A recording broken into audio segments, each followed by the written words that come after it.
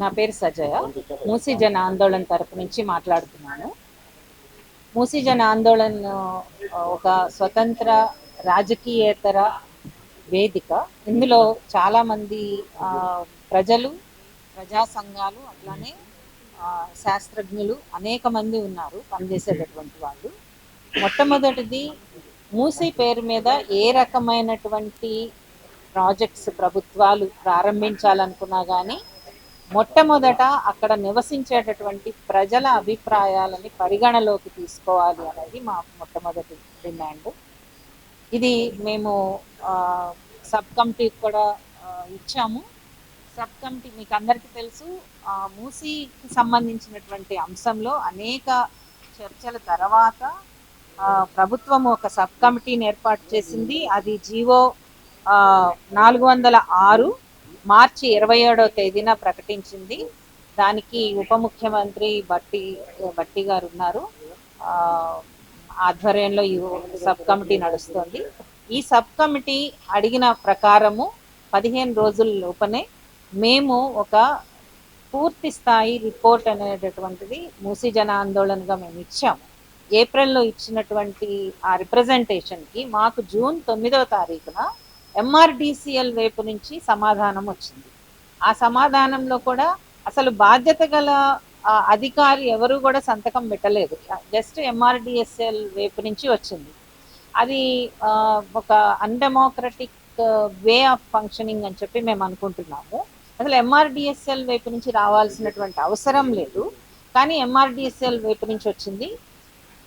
ఈ మొత్తం దాంట్లో కూడా మేము ఇచ్చినటువంటి అంశాల మీద ఇచ్చిన సమాధానం కన్నా కూడా మేము అసలు అడగనటువంటి అనేక అంశాలను కూడా వాళ్ళు దాంట్లో రాసేశారు.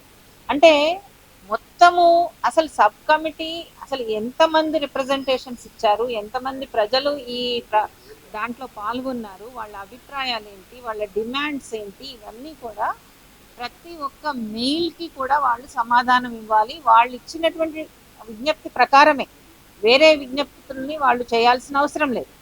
కావాలనంటే మొత్తం ఒక కాంప్రహెన్సివ్గా వాళ్ళు ఇంతవరకు ఒక ప్రెస్ కాన్ఫరెన్స్ పెట్టడం కూడా జరగలేదు.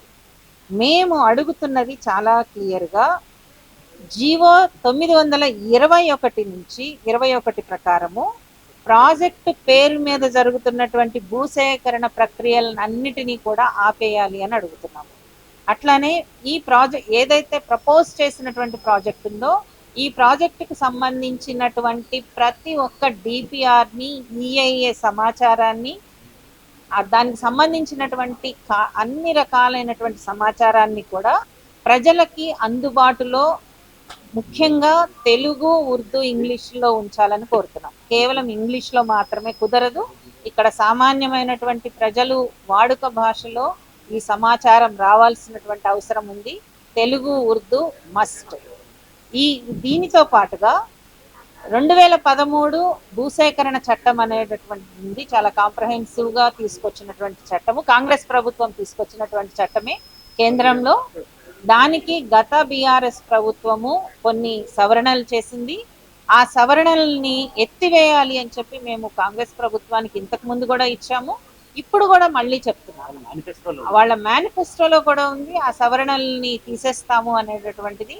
ఆ సవరణల్ని గత ప్రభుత్వము తమకు అనుకూలంగా ఉండే విధంగా చేసుకుని ఉండొచ్చు, కానీ అది మంచివి అని చెప్పి వాళ్ళు భావించి ఉండొచ్చు. అప్పుడే వ్యతిరేకత తెలియజేశాము ఆ సవరణని.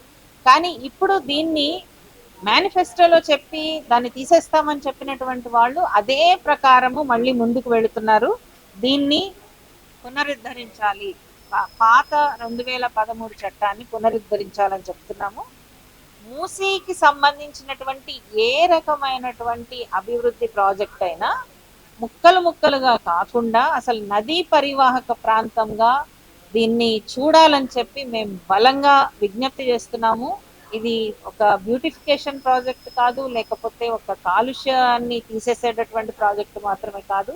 అంటే ఆ పేరు మీద ప్రభుత్వం చేపడుతున్నటువంటి భూసేకరణ అనేటటువంటిది, ఆ పేరు మీద ప్రభుత్వము సృష్టిస్తున్నటువంటి విధ్వంసం అనేటటువంటిది ఎంత పెద్ద స్థాయిలో ఉన్నది అని చెప్పి ముఖ్యమంత్రి గారే తన ఎక్కడో ఒక చోట మాట్లాడేశారు, నేను ఎంత విధ్వంసం సృష్టించాను అనేది.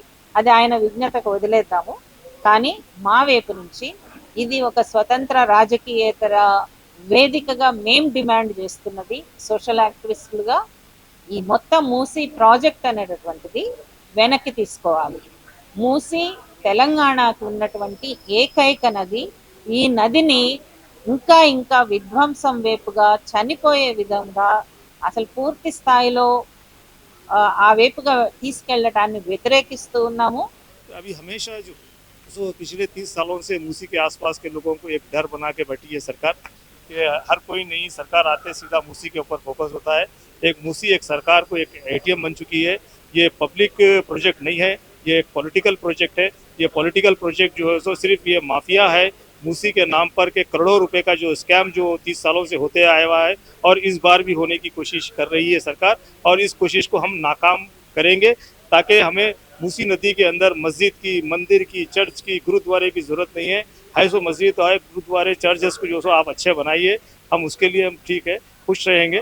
मगर के मूसी के अंदर आप मंदिर, मस्जिद, चर्च, गुरुद्वारा बनाएंगे तो ये बिल्कुल गलत बात है, क्योंकि मूसी के अंदर अगर आप मस्जिद मंदिर बनाएंगे तो बहुत सारे लोग आएंगे। अगर हैदराबाद की हालत ऐसी हो चुकी है, थोड़ी सी बारिश के अंदर एक हैदराबाद जो शहर जो सो एक नाले नदियों के जैसा बन जा रहा है।